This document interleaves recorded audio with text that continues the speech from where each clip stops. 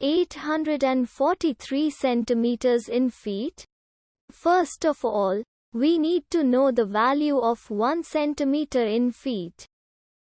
It's always 1 centimeter equals 0.03280839895 feet. Now we have to multiply 0.03280839895 by 843.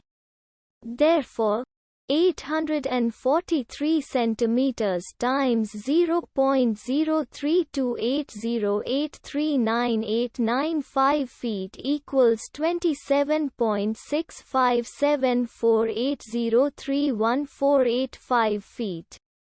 So, in other words, 843 centimeters equals 27.65748031485 feet. We hope you have enjoyed this video. Please like and subscribe to our channel for more videos like this.